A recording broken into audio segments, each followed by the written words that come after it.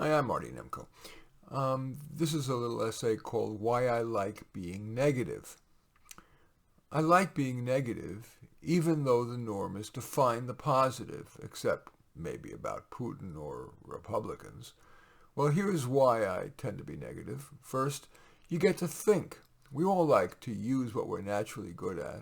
I can't draw nor fix things, but I can reason well. Being negative allows me to do that, to reason. When you're being positive, you're usually stating that something doesn't need solving. For example, the schools are doing a good job.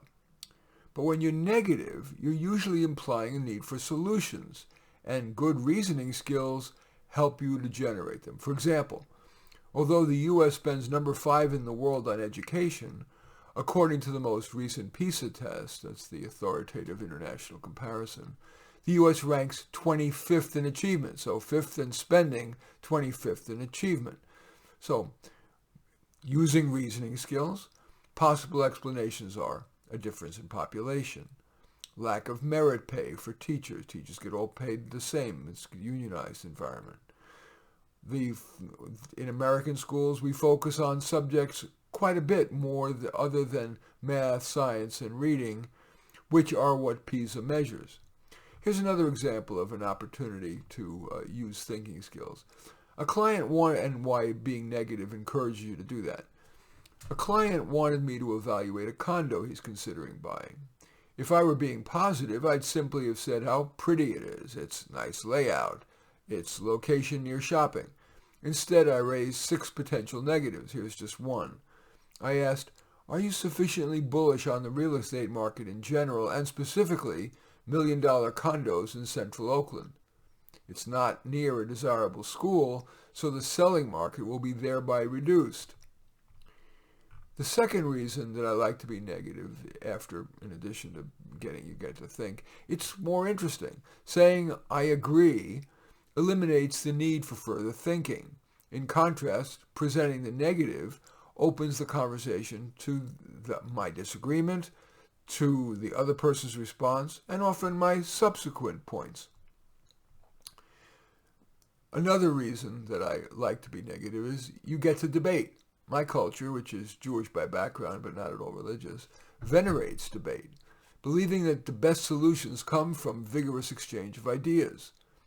Presenting the negatives encourages debate. For example, let's say I'm speaking with someone who is pro-choice, as I am. My making the pro-life case allows for debate and increases the likelihood of deeper understanding and, in turn, richer solutions.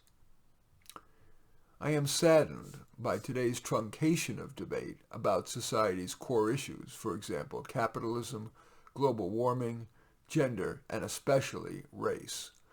The best solutions indeed are most likely to accrue from free exchange in the marketplace of ideas.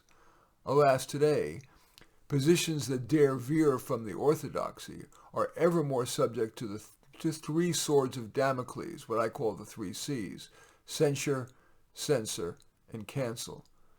Those are short-term feel-goods for those who impose the 3 C's, and their, quote, virtue signaling, but they exert long-term downward pressure so that we all become moving toward ever lower common denominators, a devolvement, if you will, of society to ever lower common denominators.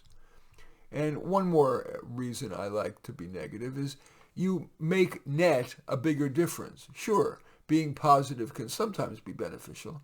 For example, let's say I praise a Trader Joe's clerk for her efficiency.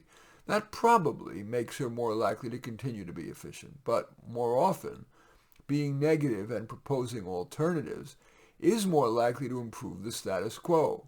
For example, if I'm on the team developing the next iPhone, rather than focusing on the positives of someone's proposal, which adds nothing, I would look for its negatives, which then affords the opportunity to suggest, for example, that adding so many features decreases net usability. People get overwhelmed by all the choices. Or that before we accept the continued use of lithium polymer batteries, we should check with cutting-edge battery developers to see what they're working on, how much better their best batteries promise to be, the likely cost, the likely defect rate, and delivery date.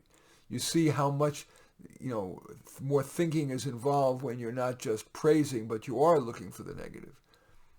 If only for society's mental health, it's probably wiser for the majority of people to be positive. But underrated are the contributions of people we demean as curmudgeons, naysayers, contrarians, controversial, iconoclastic, and poor team players.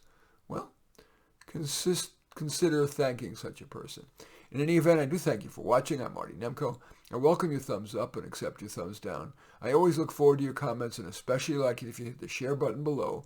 Share on your social media so that my efforts can have broader impact. And I am flattered if you choose to subscribe to my channel. In any event, I do thank you for watching. I am Marty Nemko.